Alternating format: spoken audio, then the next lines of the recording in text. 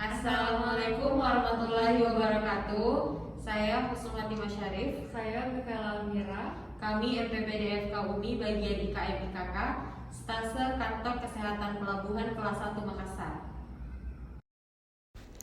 Hazard Fisik Iklim Kerja bagian IKM IKK, Stase KKP kelas 1 Makassar.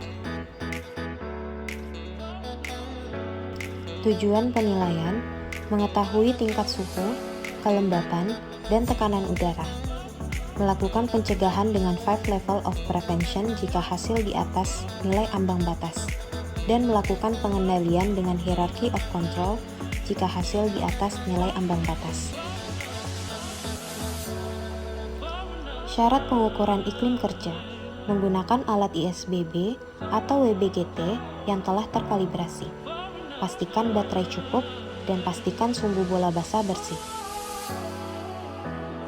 Cara pengukuran: membuat denah tempat pengukuran. Letakkan alat sekitar 1 meter dari permukaan lantai, dan alat bisa diletakkan pada lengan atau alat yang dapat digunakan sebagai dudukan alat pengukur. Nyalakan alat, lalu tekan panah atas dan panah bawah bersamaan, sekitar 2 detik untuk memilih indoor atau outdoor. Biarkan selama 10 menit agar sensor menilai kestabilan suhu sekitar. Dari hasil pengukuran iklim kerja yang kami lakukan, didapatkan hasil sebagai berikut. Perhitungan menggunakan rumus beban kerja berdasarkan laju metabolik seperti berikut. Nilai ambang batas yang sesuai aturan terbaru berdasarkan alokasi waktu kerja dan istirahat 75-100% dengan NAB ringan 31,0, sedangkan untuk NAB sedang 28,0. Untuk alokasi waktu kerja dan istirahat 50-75% dengan NAB ringan 31,0, NAB sedang 29,0 dan NAB berat 27,5. Sedangkan untuk alokasi waktu kerja dan istirahat 25-50%, NAB ringan 32,0, NAB sedang 30,0, NAB berat 29,0 dan NAB sangat berat 28,0. Dan untuk alokasi waktu kerja dan istirahat 0-25%, NAB ringan 32,5, NAB sedang 31,5, NAB berat 30,0 dan NAB sangat berat 30,0. Setelah melakukan identifikasi resiko bahaya iklim kerja pada tempat swab antigen Pelabuhan Laut Kota Makassar, tidak didapatkan peningkatan dari NAB. Jika ada yang mengalami peningkatan dari NAB, maka berikut pencegahan menurut 5 level of prevention yang bisa diterapkan. Yang pertama, health promotion, yaitu melakukan penyuluhan mengenai bahaya iklim kerja yang tidak sesuai, membuat poster dan pamflet mengenai bahaya iklim kerja yang tidak sesuai, dan membuat video edukasi mengenai bahaya iklim kerja yang tidak sesuai. Selanjutnya, specific protection, yaitu melakukan pengukuran iklim kerja secara komprehensif terhadap semua ruangan untuk mencegah terjadinya penyakit akibat kerja dengan cara menggunakan pakaian yang tipis untuk mencegah iklim yang panas dan menggunakan pakaian yang menyerap keringat.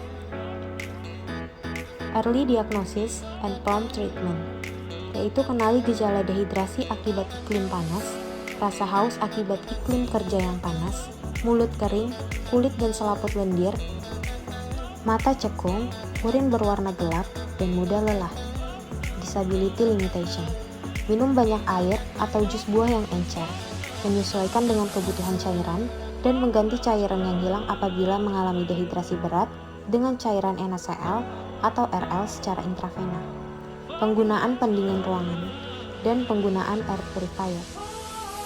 Dan yang terakhir, rehabilitation, yaitu melakukan pengukuran iklim kerja secara komprehensif terhadap semua ruangan dan observasi untuk melihat perkembangan.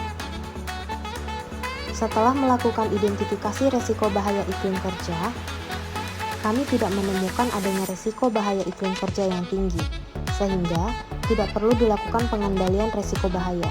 Yang perlu dilakukan adalah mempertahankan kontrol iklim kerja yang ada.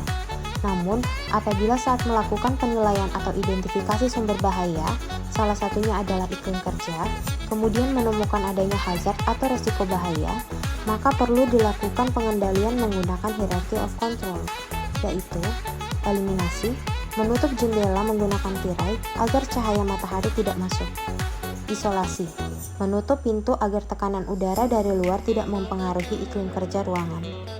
Selanjutnya, engineering control, yaitu melakukan modifikasi alat ataupun tempat kerja sehingga pekerja aman dan tempat kerja terhindar dari perubahan suhu tiba-tiba. Administrative control, yaitu mengatur jadwal shift bagi pekerja agar tidak menderita akibat kepanasan dan kelembapan yang berlebihan. Dan yang terakhir, alat pelindung diri, menggunakan pakaian yang mudah menyerap keringat.